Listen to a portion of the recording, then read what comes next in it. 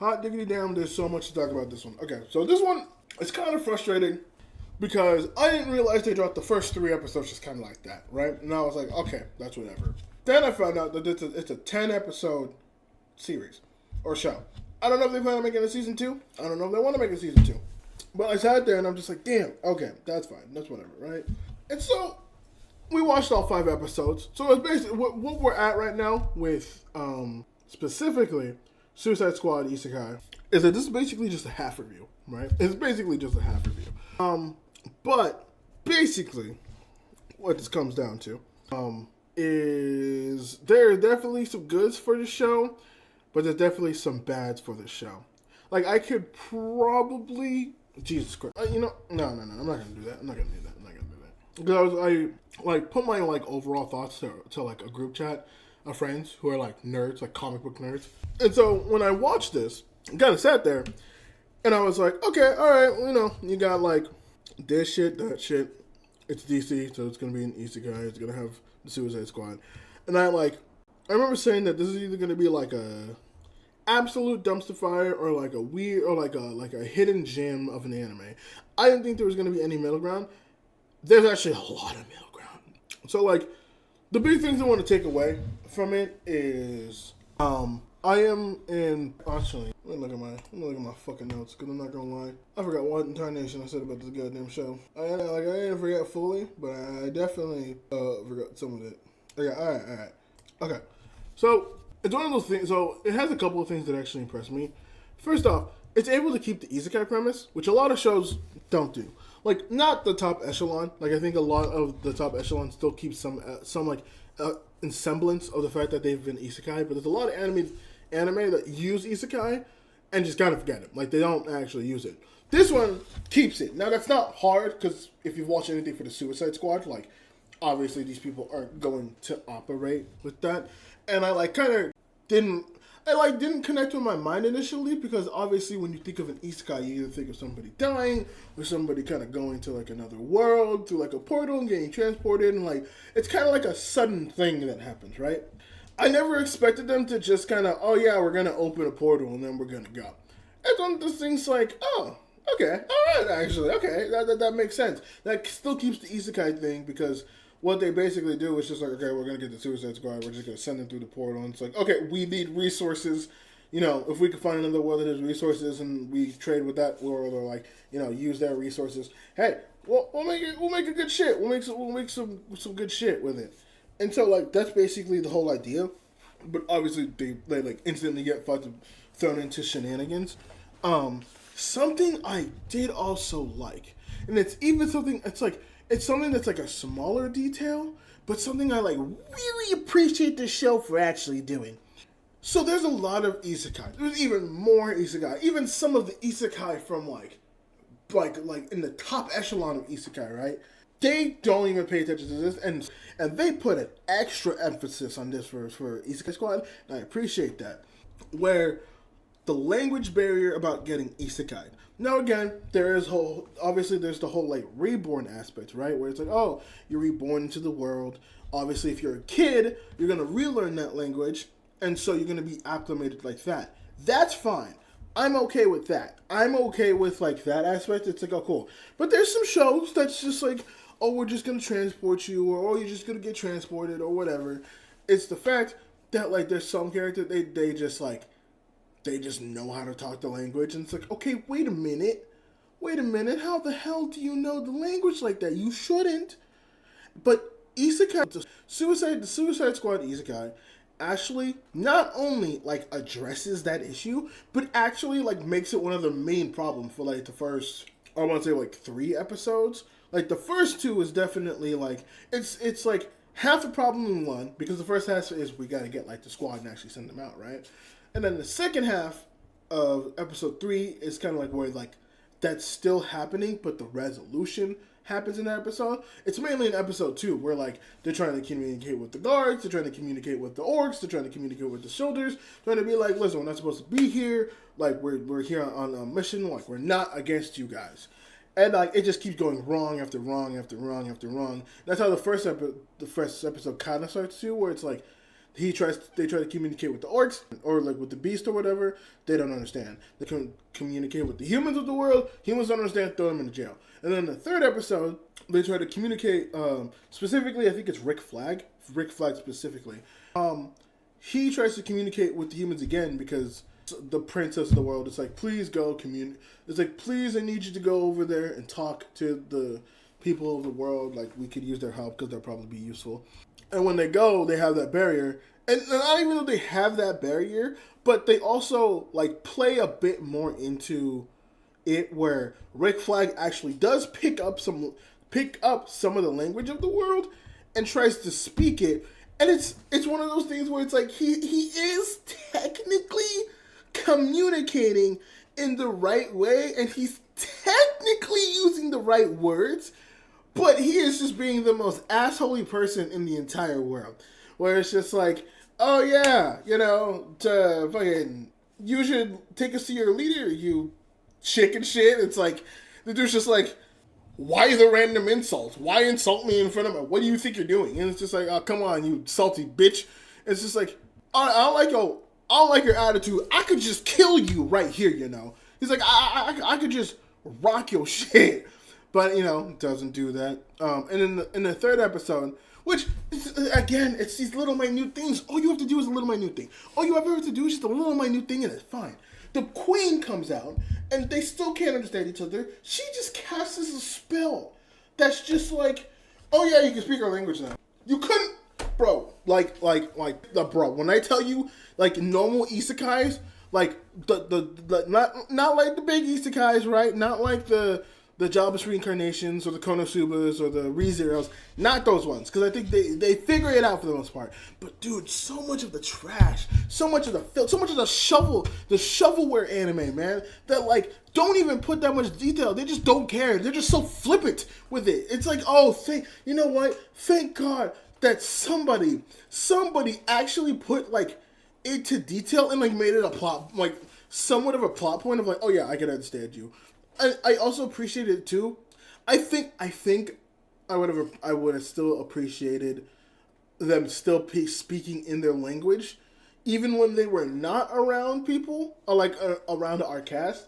But I am okay with it because that now that's being like nitpicky of the nitpicky. Where like when it's like there's a scene in like their war room and there's a scene where Cecil, not Cecil from Invincible, but like the main knight of this world, his name is also Cecil. But there's Cecil, and then there's like this the princess, and like those multiple scenes. There's like basically there's multiple scenes where the natives are talking to each other, and it's just the normal dub. It's just a normal dub, and like while I would have appreciated that immersion of they're still talking in their language, I'm perfectly fine with that. Like I said, that's a super nitpicky thing. That's whatever, right? Oh my god, I think there was also one more thing. Oh, yes, there was. Okay. And then the last thing I actually really like the fact that they did is so obviously the Suicide Squad have to face whatever opposing army is going against the humans, right? Or whatever that's going against the kingdom currently. Because there's the kingdom and the empire. We find out through like multiple episodes, right? That the Suicide Squad that we're following, which is Harley, I should also say this, which is Harley Quinn, King Shark, Clayface, Deadshot, and Peacekeeper, those 5, they're not the first ones. There was a more advanced unit that actually went in beforehand, but they defected to the Empire after being like, oh, well, we can do whatever the fuck we want here, fuck it. And so they defected to the Empire, and now they're being used as like the not the kingpins, but they're basically the ones who are running the shit. Basically, they're the ones who are. Oh no, I don't want to say running the shit, but they're basically like the top guys for the Empire. They're basically like the ones that are being like, oh yeah, like we're the generals. There we go. I was trying to find a word for it. They're like the generals of the world, of the Empire that they're currently helping out, right? And it's all DC villains. And I won't reveal which ones because by the time episode 5 is out, we already have like 4. So I'm not going to reveal it. But I actually think that was a very smart choice because I think something I didn't think about going into this is like, obviously, there's a lot of anime fans that are going to go look at this. And there's a lot of anime fans who are also DC fans that are going to look at this, right?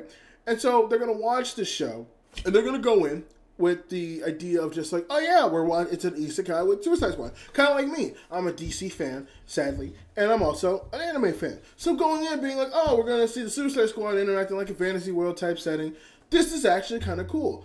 But there are also going to be DC fans who are not anime fans who like don't really understand the concept of like an isekai, where if you have them fight just a generic villain from there, it doesn't really make sense. And also you can argue that they would probably be stronger given the fact that they have superpowers, and as they're in the world, their anatomy, not their anatomy is being changed, but their power is being changed, so they might be made OP, and so that's a whole thing. But if you're going to do it with that, then the other DC characters are also going to get affected and also going to be OP. And so now, instead of just like the Suicide Squad versus random characters, you're going to have DC characters versus DC characters, which is far more appealing to the DC fan base that is not the anime fan base. That's something I didn't think about, and I'm glad that they took note about it, because I definitely didn't. But I'm glad that they took note about that. There's some... Like I said, I'm not gonna say who, but there's some choices who like I may know, I may not know. There's someone who threw me off, right? And it's the first one. You guys will see it, but like it's the first one. He threw me the fuck off because I've never seen this villain in my entire life, right? And I know like I know heroes like what, like I think it was like Papa. There's characters like Papa Shango. And I forget who, but there's like a Japanese skull villain who's like a Batman villain for some reason. I don't know, and I can't explain it. But like, there's some under stuff that I know. I'm not like super versed, but like there's some niche ones that I know that it's like, oh yeah, you know, fucking Stiltman and shit, right? I forget if he's Marvel and DC, but like there's fucking Stiltman and shit. But like, just like the choice they had for the first one, I was like, huh, okay, all right, sure, okay. I was like, I wasn't expecting it, but like it fits. And I feel like they tried to get like, they definitely got the ones where it's like, oh, it's gonna fit within the storyline they're trying to tell. So that makes sense. Could they might have picked a better one? I don't know, but you know, whatever. Now, it's not all fine and dandy. Probably one of the biggest things that I have with this show so far is the goddamn animation, and it's not the fact. It is not the fact that this show has it's not like bad animation. It's inconsistent. It's very inconsistent because at one moment it'll be banging, right? Their fight scenes are fire. They're like, there's some interactions where it's like really cool and really nice and really awesome. There's times where like when they're talking or when like everyone's standing around, not much is really happening. So it's like, oh, okay, they definitely like toned it down for these scenes, and I don't mind that. And then there's sometimes I just sit there and I'm just like, what are we doing? What are we doing? What are you doing? What is anybody in this show who got hired to do something doing? Because like, so two particular scenes to me that stood out that made me sit there and I'm just like, oh god, what the actual fuck was, there's a fight between Harley Quinn and Katana in the first episode, right? And they go, and they're having like a fight on the roof. And there's this like, the fight itself isn't even all that bad, but there's like a chunk of it that happens on like the tiny platform roofs. Like, you know how like in the city there'll be some roofs that will have like smaller roofs on top of it. They like get on top of that and they're fighting, and there's a point where it's just like Katana swings her sword and it's just, and Harley Quinn dodges it, but it's just like no weird. Like the spatial awareness for that was like completely wrong. And then there's another one where Harley Quinn and the whole Suicide Squad, they're fighting a dragon, and Harley Quinn's like jumping over rocks, which already looks kind of weird, and the background itself looks kind of weird. And then there's like a scene with a rock that she comes up to, where like the rock doesn't seem like it's attached to the ground properly, and they like zoom in it, and it doesn't really change shape. It's just like, oh yeah, it's the same size. And I showed this to one of my roommates. My roommate pointed this out, that like, you know, you see the rock, it looks smaller, it looks like one of the ones she's leaping off of, but then it cuts, and it's just like, when did the rock grow in size? And it baffled me. It unironically baffled me. I had to sit there for 30 minutes and pause because it was something I just didn't notice, and I sat there and I'm just like, God, who the fuck approved this? The thing is, like, it's not all the time. There's not all the time. There's like some things and there's like minor things too. But those are like the two big egregious ones that I could think. I haven't seen any more egregious ones. But like the animation is something that I was expecting to be better, more fluid. Like there's also just like a weird frame rate thing. I think for like most of the show that I feel like it's kind of weird, which doesn't show up in like normal stuff, but does kind of show up when they're fighting a bit. Like, it feels like it slows down at certain points, and it's just like, okay, alright, I mean, it's not the worst thing, but okay. And, like, I swear I originally thought that this was going to be made by Mappa, right? And so I sat there, and I was just like, okay, Mappa's doing this, it's fine. But I still kind of questioned it, right? Where I'm like, okay, I've watched some of the other Mappa's project. I watched like Buchigiri. I watched other stuff. But I looked at it and was like, dude, like Buchigiri for example, right? Buchigiri was made by Mappa. Is Buchi the most well animated thing out there? No, but it's still better animated than Suicide Squad Isekai. Like it looks far better animated. Then I found out it's not made by Mappa. Mappa didn't make this. You know what studio? This made me so much more pissed. You know what studio animated this? Wait Studio, you know the guys who made Spy X Family in the first 3 seasons of Attack on Titan, fucking The Great Pretender, like good actual like really well animated, really beautiful anime, and like the character designs are all fine, and I gotta sat there and I'm just like, what happened? Like if this was true, because like okay, so my problem with this right is that if this was truly a WIT project, I feel like we get a lot more fluidity, we get a lot more like niceness when it comes to like the smoothness of how characters move and all that stuff. Because like if you've seen a WIT project, you know how they make those motherfuckers move. Those motherfuckers look nice. So when I saw this and I saw it was by WIT, I had so many questions, and like I can only really come up with two theories.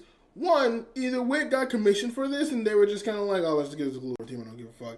Which like, I don't think that was the case. I think WIT Studios at that point where like, you know, they like to at least put out quality when they can. And this is a big project. Regardless of what everyone says, this is a very, very big project. So I wouldn't have expected them to like put a lower run team out of this. I'm like just thinking about this right now actually. It could be the thing that they might have also outsourced part of this creation to Korea. That does happen. And WIT is honestly no exception. So there could be an actual, like, reason for that. Maybe they outsourced a lot of it to Korea. There's a chance. But part of me also thinks, because I when you almost every episode, you start that bitch up, and you'll see the WB animation. My thing with that is that I would assume, kind of like the Scott Pilgrim anime, I feel like this has to be a collaborative project. I have to feel like that's the case. I can't think of any other way you make this that not egregious, but like on this level, because like I can see WB doing this, and my roommate also pointed this out too, that like a lot of the things that he's seeing are like he pointed it out, where like going back to the Harley Quinn thing that was happening, where she's like jumping over the rocks. My roommate actually does point out that the way the background is moving is a very WB aspect thing.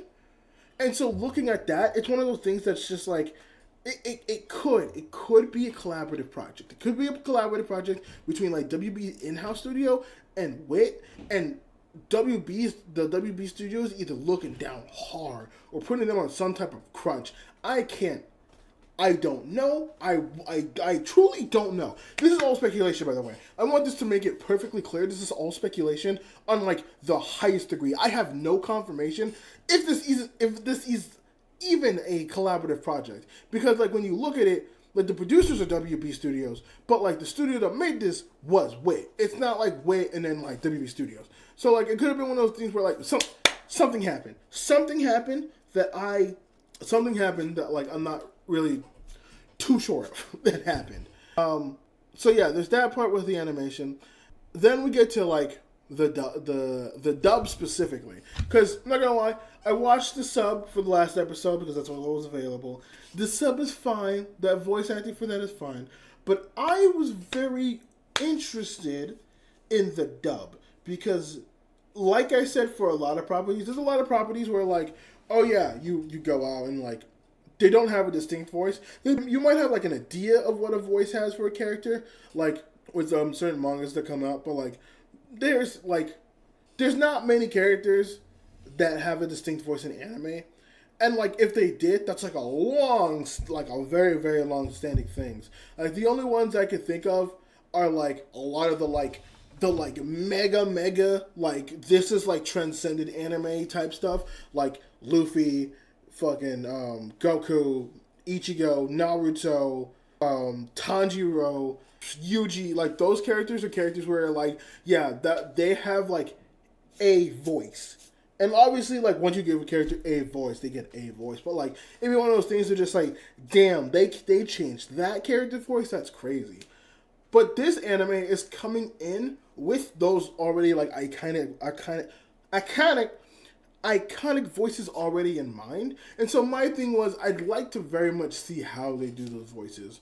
Harley Quinn and Joker were the ones I was kind of focusing on because, if we're going to be honest, those are the ones that have the more distinct voice.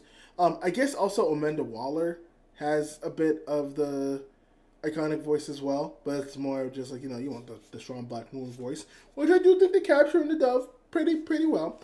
Harley Quinn's voice it's fine. It's not like an outbreak Harley Quinn or like, oh man, this Harley Quinn is performing well, but it's one of those things where it's like, yeah, it's serviceable, it's fine, it does its job, it's not bad at any means, right? Like the actress or the voice actress who is performing for Harley Quinn, not bad whatsoever. Definitely not like I'm not like going out being like, man, this is like the greatest voice, but it's not bad. There's no fault. It is a perfectly fine voice. Joker is the one that I sat there and I kind of went back and forth on because I heard his voice and they didn't go for a Joker voice. They went more for like the maniacal kind of insane kind of like, oh, precious, type of voice. So like, at first I didn't like it because I just sat there. I'm just like, this sounds so weird. But the more I think about it, and when you take the depiction that they take, the more I think about it, when you look at how this Joker is supposed to be, and the depiction that they went for, which was if I'm being honest, it's the Jared Leto one. It is the Jared Leto looking Joker. I think that fits. If you're not gonna give him like, first of all, I'm glad they didn't give him the stupid voice that Jared Leto gave him. Thank God they did not give him that voice. I would have cried. If they did. But they also, what they do, the voice that they give him fits. It fits what they're trying to do. And especially in an anime sense, like it fits like the anime vibe they're going for, which is why by like the end of the first episode, because he comes in episodes, but it's mostly just like flashbacks and stuff like that. I was out there, I'm like, okay, I don't hate this Joker voice. But by the time like I heard enough from him, I was like, okay, this Joker voice it's fine. It's not bad. It's fine. I appreciate what they went for. Is for that one. I was like, okay, I get it. The rest of the cast is also fine. I think Clayface's performance is probably the best. I think I just like Clayface in general, which he was going to be the most baffling one for me because, again, I'm not a big comic guy. I'm more of the TV shows and the movies, cinematics, stuff like that. Like I'm a visual DC fan. I haven't read much of the comics whatsoever, and so when I saw Clayface was going to be part of Suicide Squad, I was thinking, that's kind of interesting. Okay, because every depiction that I've seen so far has always had Captain Boomerang, and so that's why I was just like, oh, it's just not possible. Like, is that kind of weird? So I was kind of thrown off by it a little bit. But honestly, Clayface has been definitely the most entertaining character of the show. Just the way he tries to swoon over women, the way he trunks, his outfit, the jokes he cracks. Overall, I think Clayface is so far my favorite character of this one. I think following that, weirdly enough, I think it's Peacekeeper, just how much he's so much about peace and whatnot. It definitely doesn't feel like Peacekeeper for the live action. And I wish, I know the budget would have been so goddamn high, but I wish they got John Cena for that one. It would have been so goddamn perfect, but they did it, and it's fine. It's fine.